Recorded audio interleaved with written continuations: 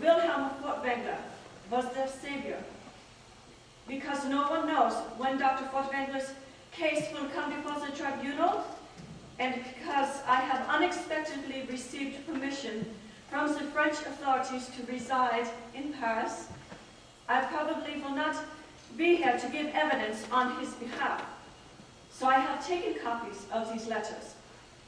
If you destroy them, they will still exist. Son of a gun. Thanks, Tamara. It's a shame they're all totally irrelevant. There's one here from Dr. Furtwängler.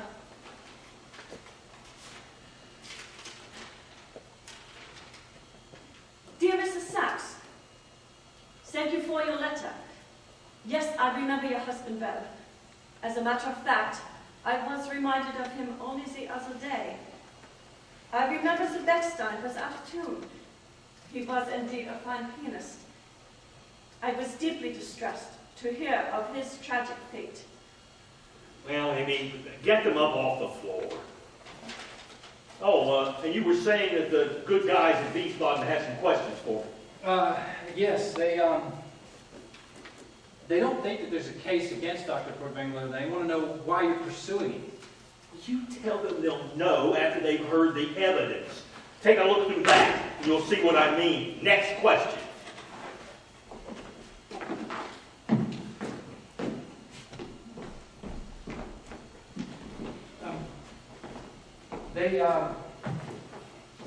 They think you're being ordered to pursue Dr. Furtwängler. They want to know who's giving the orders and why.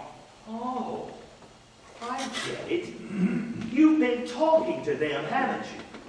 You told them about the they who saw me at Ike's headquarters. I remember you were so interested in who the they were. Yes, I was asked. I was simply... Well, you tell the good guys at Wiesbaden to mind their own damn business. Are you being ordered, Major? What about this transcript from Nuremberg? Why, Major? Why him? Tell me about Nuremberg. A man, Dollars. Burger Dollars. Burger? His name is Burger? What is he, some kind of short-order cook? He's a Swede, a businessman. I was simply trying to tell you that he was called...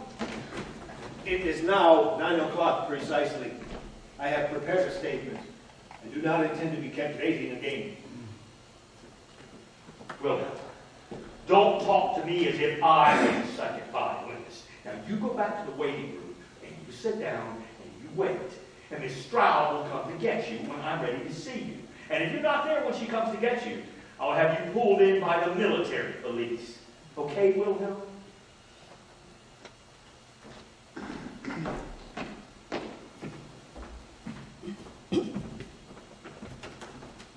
That prick!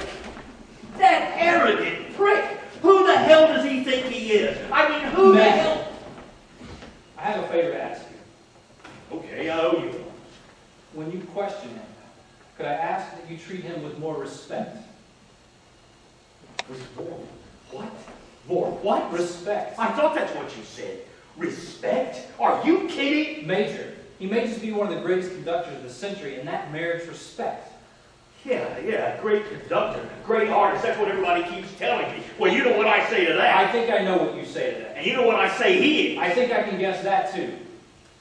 David, I don't understand a thing about you. You're a Jew. Are you a Jew? Yes, I'm a Jew. But I'm also a human being. Oh, a human being. Oh, that's good. I'm glad to hear it. I thought you were going to say you were a music lover. Look, this man, this great artist, has made anti-Semitic remarks like you would not believe. I got the letter. Major, show me a non-Jew who hasn't made anti-Semitic remarks, and I'll show you the gates of paradise. What is it with you? Where are your feelings, David? Where's your hatred, your disgust? Where's your freaking outrage? Think of your parents. And then think about him conducting Happy Birthday, Dear Adolf. Oh, for God's sake, whose side are you on?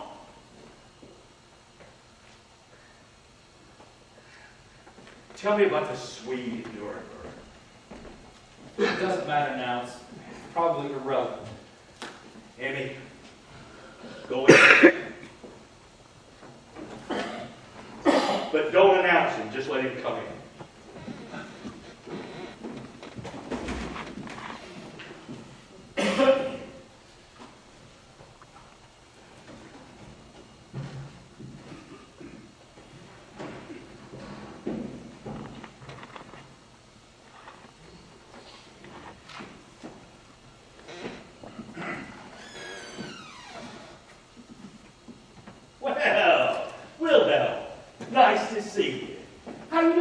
Been keeping well?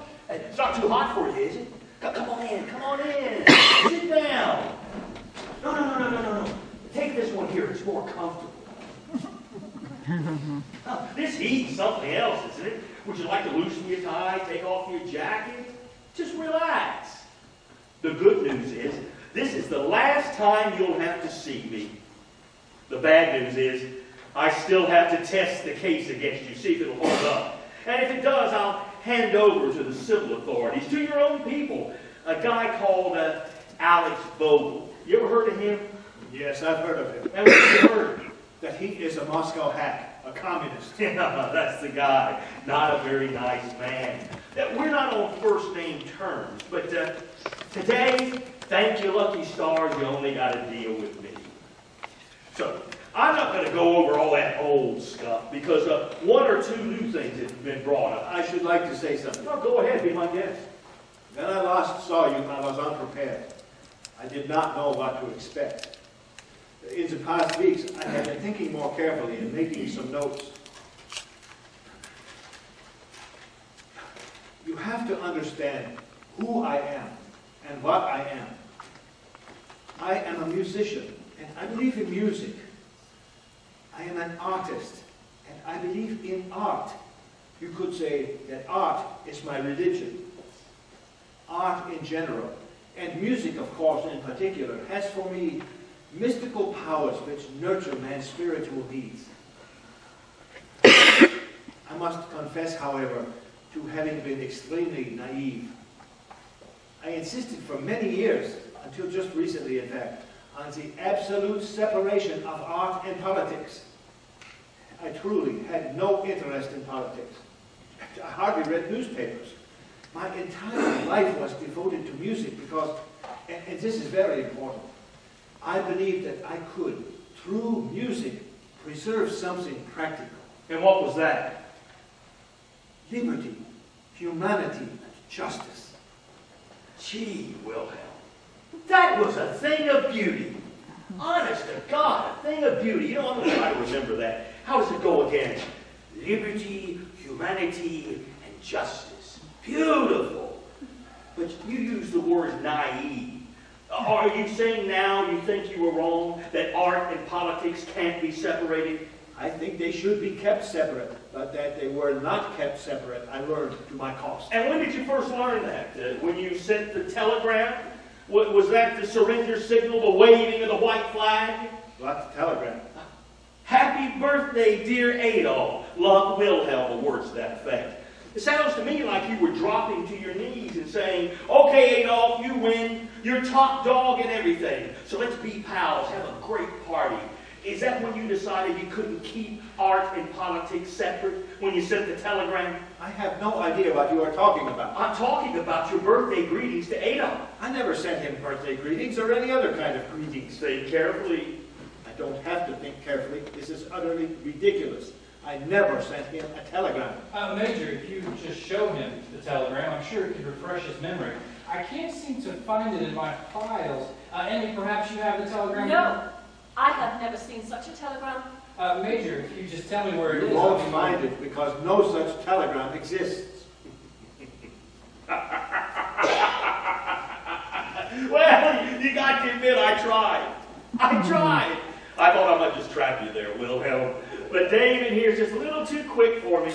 Smart move, David. Smart move. No, I don't have the telegram.